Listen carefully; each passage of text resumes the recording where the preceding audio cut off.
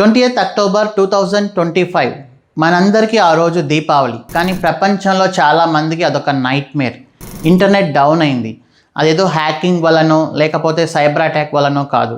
World's most trusted cloud platform Amazon web సర్వీసెస్లో ఒక చిన్న ప్రాబ్లం వల్ల, దీనివల్ల social media platforms, gaming services, financial services, చాలా గవర్నమెంట్ సర్వీసెస్ కూడా ఎఫెక్ట్ అయ్యాయి.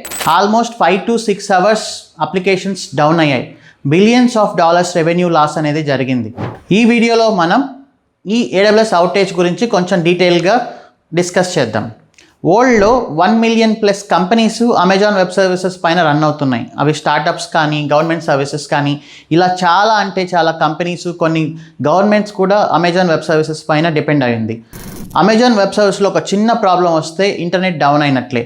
అమెజాన్ వెబ్ సర్వీసెస్లో ఒక చిన్న ప్రాబ్లం వస్తే చాలామంది డైలీ లైఫ్స్ కూడా ఎఫెక్ట్ అవుతాయి. సో ఇక్కడ ఇష్యూ వచ్చేసి US ఈస్ట్ 1 వర్జీనియా రీజియన్లో, అంటే AWSకి ఒక సెంట్రల్ రీజియన్ ఉందన్నమాట. ఇది చాలా important region US east 1 Virginia అనేది. ఎందుకంటే ఇక్కడ నుంచి AWS మిగతా రీజియన్స్ని కంట్రోల్ చేయడం, మిగతా AWS అకౌంట్స్ని కంట్రోల్ చేసే ఇన్ఫ్రాస్ట్రక్చరు మొత్తం అంతా ఇక్కడే రన్ అవుతుంది. గ్లోబల్ సర్వీసెస్ కూడా US ఈస్ట్ 1 రీజియన్లోనే రన్ అవుతాయి అన్నమాట. ఈ రీజియన్లో DNS రెజల్యూషన్ అనేది ఫెయిల్యూర్ అయింది. సో DNS అనేది ఒక global service, regional base service కాదు. ఇది చాలా ఇంపార్టెంట్ పాయింట్. ఇక్కడ DNS రెజల్యూషన్లో ఫెయిల్యూర్ అనేది జరిగింది. అసలు DNS అనేది ఎలా వర్క్ అవుతుంది? సో జనరల్గా మనం ఇంటర్నెట్లో ఏ అప్లికేషన్ యూస్ చేస్తున్నా ఫస్ట్ జరిగే ఇంపార్టెంట్ టాస్క్ DNS రెజల్యూషన్ అనమాట. అంటే మనం facebook.com అని బ్రౌజర్లో ఎంటర్ చేసినా, ఆర్ ఫేస్బుక్ యాప్ వాడుతున్నా, బ్యాక్గ్రౌండ్లో facebook.com వచ్చేసి IP అడ్రస్గా కన్వర్ట్ అవుతుంది. ఇది కొన్ని మిల్లీ సెకండ్స్లో జరుగుతుంది. ఇదే ఫస్ట్ టాస్క్. ఇది సక్సెస్ అయితేనే నెక్స్ట్ టాస్క్ అనేది ప్రొసీడ్ అవుతుంది అనమాట. సో ఇది ఎలా వర్క్ అవుతుందంటే, మనం facebook.com అని బ్రౌజర్లో ఎంటర్ చేసినప్పుడు ఫస్ట్ బ్రౌజర్ క్యాషేలో చెక్ చేసుకుంటుంది. అక్కడ కానీ లేకపోతే ఆపరేటింగ్ సిస్టమ్ క్యాషేలో చెక్ చేసుకుంటుంది. అక్కడ కానీ లేకపోతే మనకి ఎవరైతే ఇంటర్నెట్ ప్రొవైడ్ చేస్తున్నారో, ఇంటర్నెట్ సర్వీస్ ప్రొవైడర్, BSNL కానీ, ఎయిర్టెల్ కానీ, జియో ఫైబర్ కానీ, or any local internet provider కానీ, వాళ్ళ దగ్గర DNS రెజల్యూషన్ అనే ఒక కాంపోనెంట్ ఉంటుంది, DNS రిజాల్వర్. అది వచ్చేసి రూట్ సర్వర్స్ని కనెక్ట్ అవుతుంది. రూట్ సర్వర్స్ నుంచి టాప్ లెవెల్ డొమైన్స్కి వెళ్తుంది. టాప్ లెవెల్ డొమైన్ నుంచి నేమ్ సర్వీసెస్కి వస్తుంది అనమాట.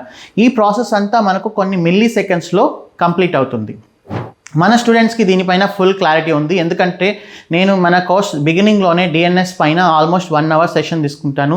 DNS ఎలా వర్క్ అవుతుంది, డొమైన్స్ని ఎలా బై చేయాలి, హోస్టెడ్ జోన్స్ ఎలా క్రియేట్ చేయాలి, రికార్డ్స్ ఏంటి, ఈ రెజల్యూషన్ అంతా ఎలా జరుగుతుంది అనేది డీటెయిల్గా నేను ఆల్మోస్ట్ 1 to 1.5 hours సెషన్లో మన స్టూడెంట్స్కి నేను ఎక్స్ప్లెయిన్ చేస్తాను. ఇది చాలా క్లారిటీ ఉన్న కాన్సెప్ట్. బట్ జనరల్గా ఏంటి అంటే, ఒక డొమైన్కి ఒక IP అడ్రస్ అనేది రిజల్యూషన్ అవ్వాలి. ఇది మెయిన్ థింగ్ మనకు ఫస్ట్ ఇంటర్నెట్ అనేది యూస్ చేస్తున్నప్పుడు.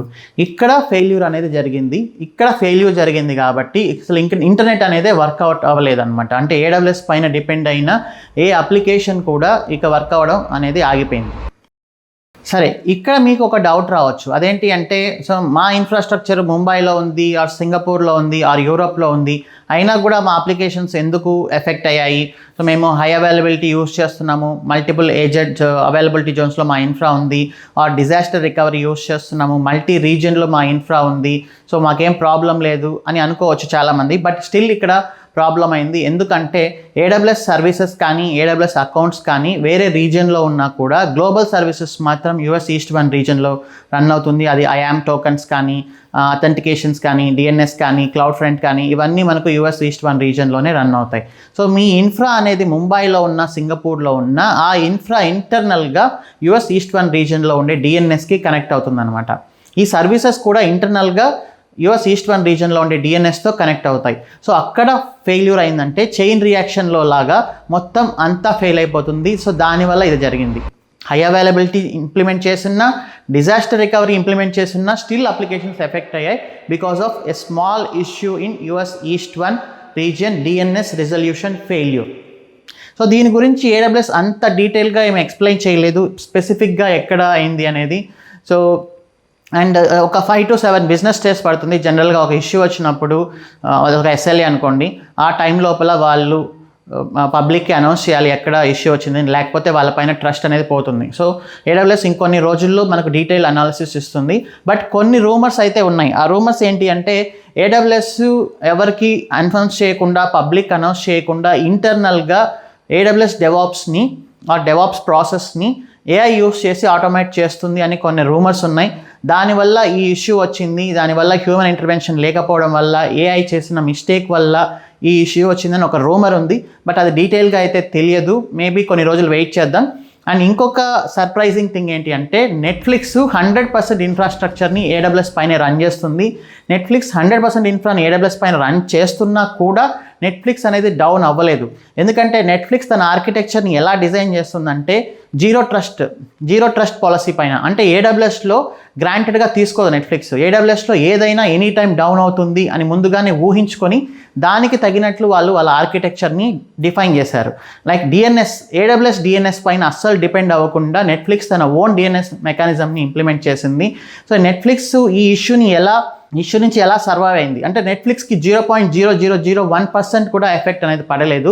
ఎలా నెట్ఫ్లిక్స్ ఈ ఇష్యూ నుంచి బయటపడింది, ఎలా ఈ ఇష్యూ అనేది నెట్ఫ్లిక్స్కి అటాక్ అవ్వలేదు అనే దాని గురించి నేను డీటెయిల్గా పార్ట్ 2లో డిస్కస్ చేస్తాను. కానీ జనరల్గా ఏంటి అంటే ఇప్పుడు లాస్ట్ టైం మనం చూసాం మైక్రోసాఫ్ట్ డౌన్ అయింది, ఇప్పుడు AWS డౌన్ అయింది, మేబీ ఫ్యూచర్లో గూగుల్ కూడా డౌన్ అవ్వచ్చు. అందరూ క్లౌడ్కి ఎందుకు వచ్చారు అంటే కాస్ట్ సేవింగ్ కోసము, ఫ్లెక్సిబిలిటీ కోసము, టైమ్ అండ్ హ్యూమన్ ఎఫర్ట్స్ కోసం క్లౌడ్కి వచ్చారు. బట్ ఒక క్లౌడ్ పైన డిపెండ్ అవుతున్నప్పుడు ఆ క్లౌడ్లో చిన్న ప్రాబ్లం వచ్చినా మన అప్లికేషన్స్ ఎఫెక్ట్ అవుతున్నాయి. సొల్యూషన్ ఏంటి అంటే మల్టీ క్లౌడ్ ఆర్కిటెక్చర్.